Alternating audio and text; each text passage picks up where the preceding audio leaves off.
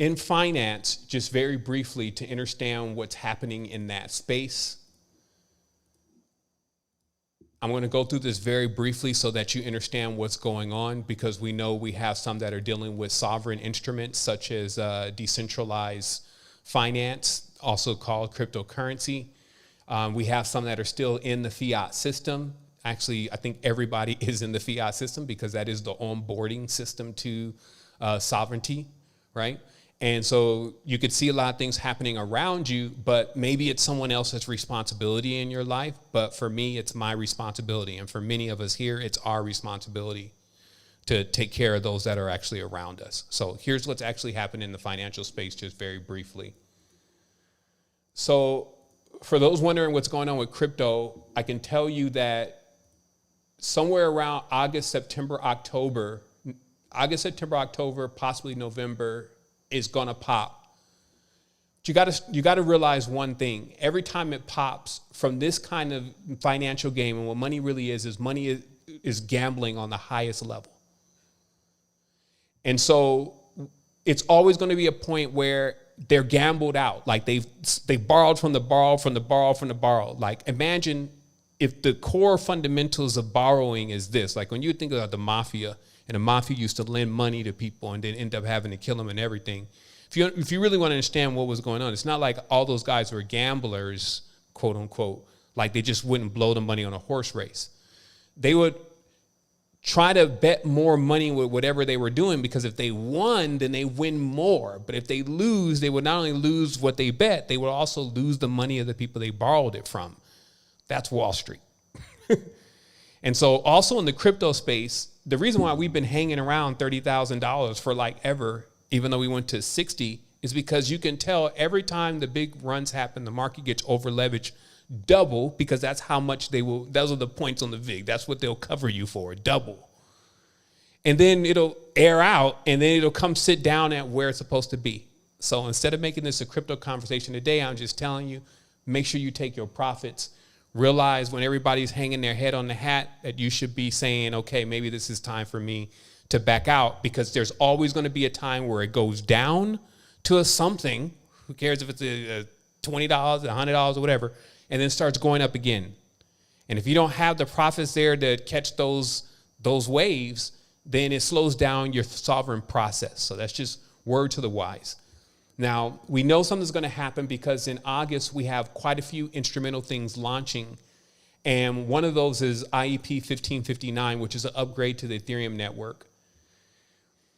We also have Brazil has launched its first EFT. This is big, or ETF, because the ETF is basically what allows you to list a crypto on the stock exchange. They say it's probably going to be the first quarter of next year before the United States does this with Bitcoin. The United States has applications that they have kind of gone over the period of time of responding to from Ethereum to also do this same thing in the United States. So it's probably going to happen. What this just means is just the same way you can buy Amazon stocks on the stock market, you would be able to directly buy Ethereum that you would have custody of. So all this means is now the traditional investor in Wall Street that's at home will be able to now buy cryptocurrencies. And that's big because many of them actually maintain a certain level of principle because they're doing taxes with their earnings and all this kind of stuff. So they've stayed away from engaging in things like Coinbase, et cetera. So what I'm saying is that there's a big movement, and this is happening in Brazil, not in US, but there's a big movement to put this in a place where more people are going to have access to it. And that is going to bring capital into the market versus this last wave is shook. Even in the stock markets, with people right now that work with traditional investments, they're like, everything is unsure for them. They don't know if we should buy, if we should sell, is the economy coming back? Or what's going on? So there's a lot of mixed signals for the low-level, scary investors. But the big timers have always used that as a point for their accumulation, meaning they're buying everything while everybody is selling it. It's the same game.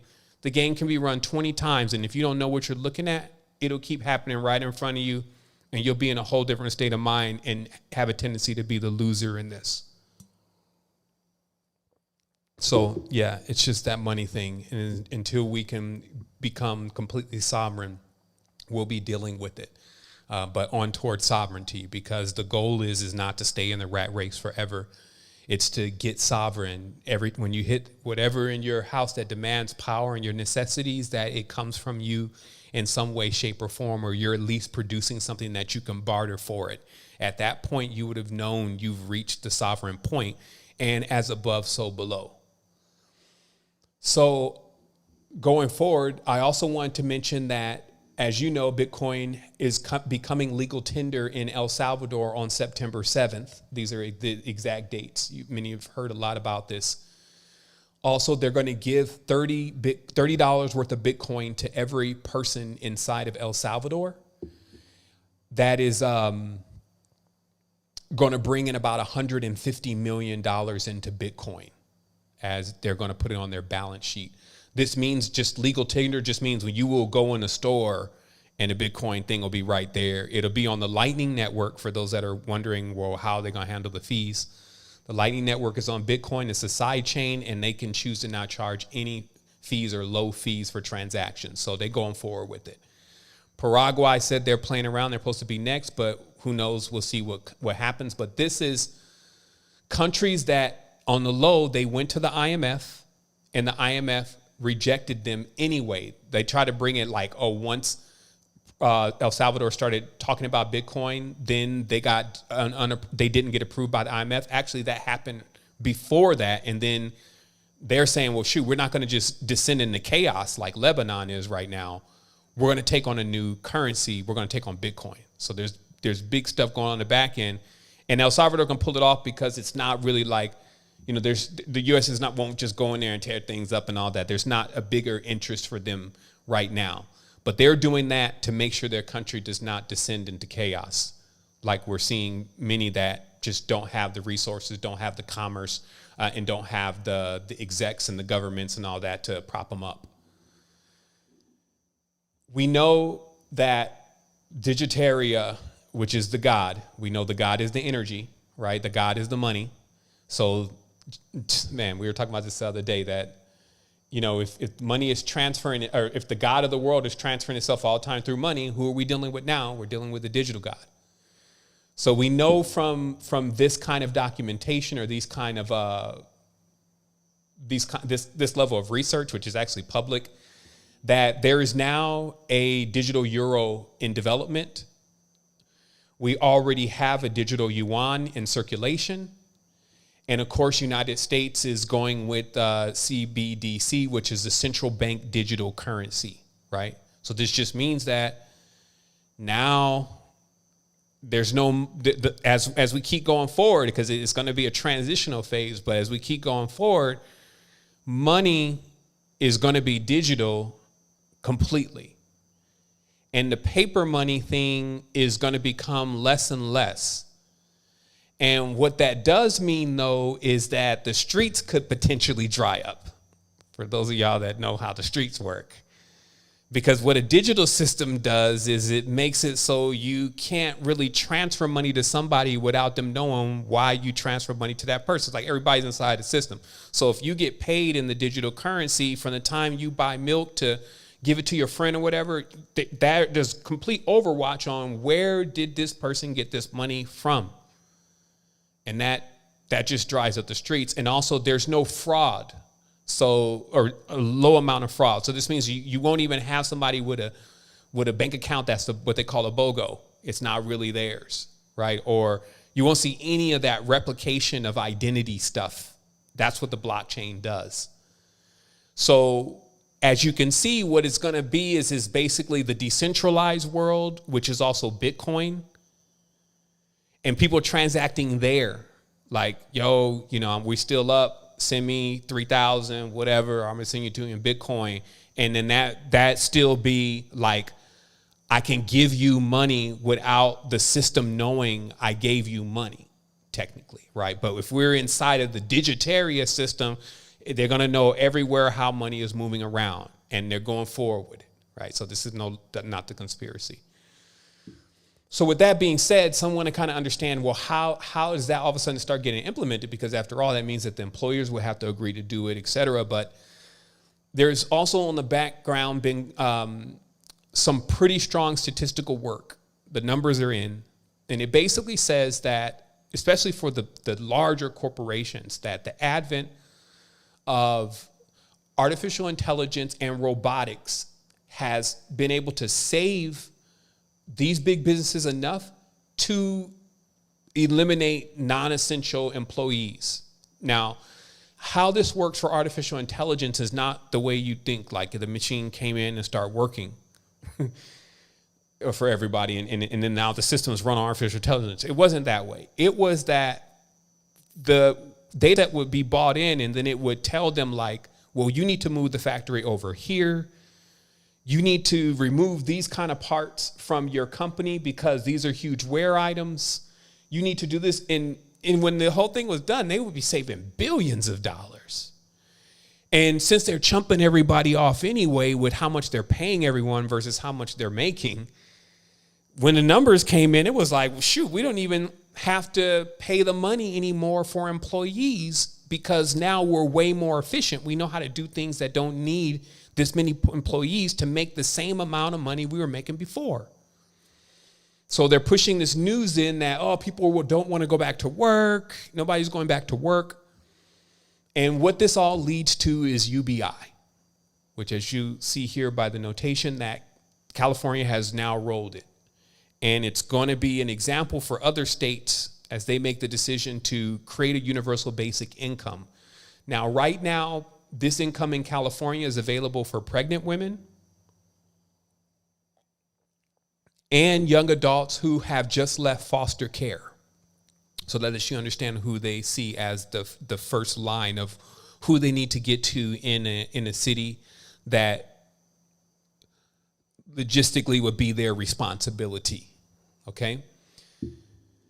So we know that the universal basic income, while, it's funny because, when you know psychology, mind control, and all this stuff, or even a little bit of it, you just see it everywhere. So first, they're talking about they're gonna issue this in cash. This first CD or UBI is issued in cash, and they wanted to make sure they kept throwing that out there. It's going to be in cash because that's to kind of disassociate for people to understand that this is what's going to be coming in the digital currency. And once it comes in a digital currency, and then they also say, oh, it's going to be cash, and there's no limits to what you can spend it on. That's what these articles say. They make sure they put that out there. So it's basically saying, look, don't be afraid of this UBI. It's going to come in cash, and it's going to be something that we're not even going to tell you what to buy. So that means later on, it's going to come in digitally, and then they're going to be able to tell you what you can and cannot buy and how much of it you can buy. So that way you don't start hoarding all the toilet paper with UBI money, et cetera. So that's finance, and it's just giving us an awareness that, yeah, this is how the world unfolds, and these are the two players that are going to be in the game. Decentralized world, or DeFi, Bitcoin is still going to, because remember, there's countries, this is like the same thing that happened with the Allies and the Axis. Just so you can get very clear that this is not new to the world. The world has gotten through this before, but it does draw a line in the sand. Do you know that, like, think of Lebanon, right? If you go and look at Lebanon, it's fully developed. They got hotels, big buildings, freeways. They got real infrastructure, right?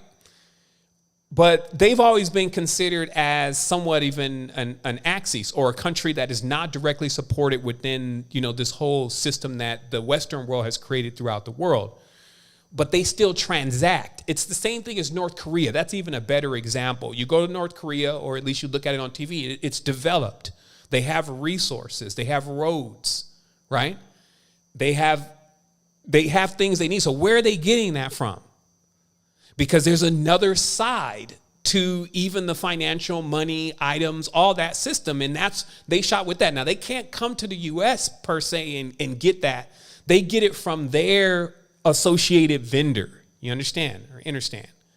So this just means that the vendors in the future are going to be Digitaria, which is the United States and all of the central world system, right? They've been wanting the whole central bank, one currency, one government, them, right? DIS, their code name. And then it's going to be DeFi land, like people, sovereigns. You see what I mean? And transacting and trusting that by the time that this all would take place, we would be smart enough to get our own. Because if you're going to go in with them, then they're going to track everything. They're going to want as many people inside that as possible.